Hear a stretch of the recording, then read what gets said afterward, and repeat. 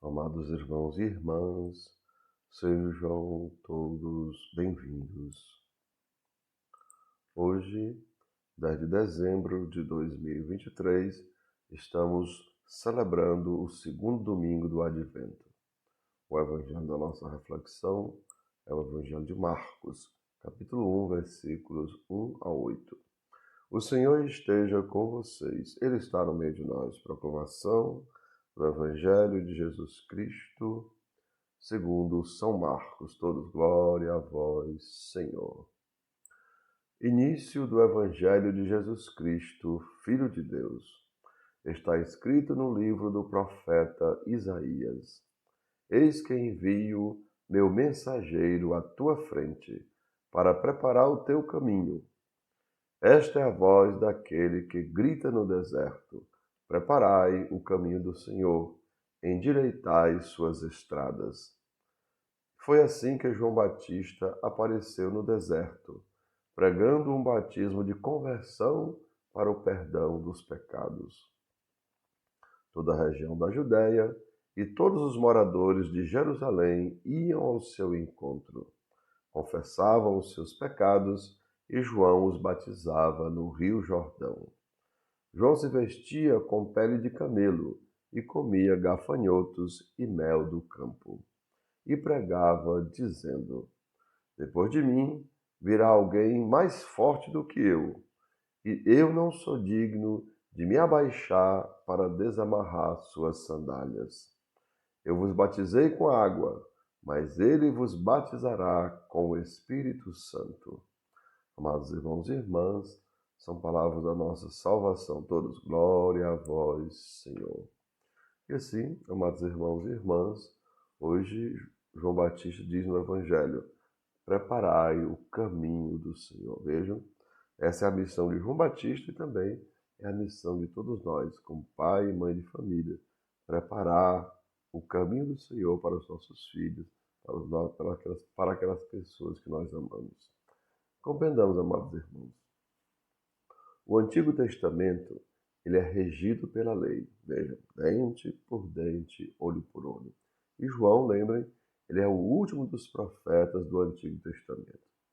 E assim, amados irmãos, João convidava o povo a uma vida sem injustiças. Vejam, vou repetir.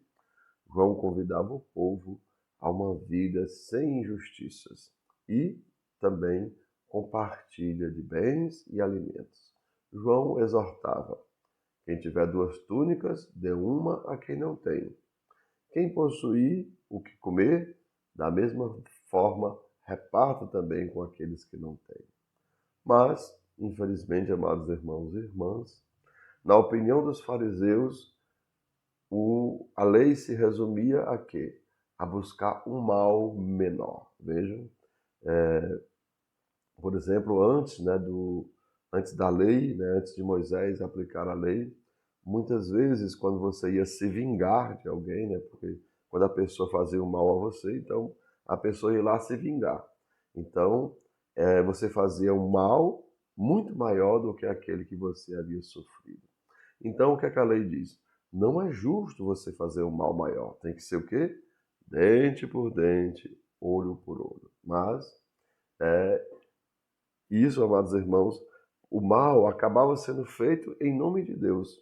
E aí você vai lembrar o que diz o Antigo Testamento: eu não quero sacrifício, eu quero a misericórdia. Então, a gente tem que perceber um pouco essa dinâmica, né? Os fariseus, na interpretação deles, o que acontecia com a lei é que a lei buscava apenas um mal menor. Porém, amados irmãos e irmãs, Jesus nos traz uma nova proposta, onde precisamos buscar um bem cada vez maior. Vejam, tanto que ele diz, ama os teus inimigos, reza por aqueles que te perseguem, né? Se alguém te bater uma face, ofereça também a outra, ou seja, você não seja mais instrumento de nenhum tipo de mal, né? E como já falei, você deve buscar um bem cada vez maior. Compreendamos, amados irmãos e irmãs.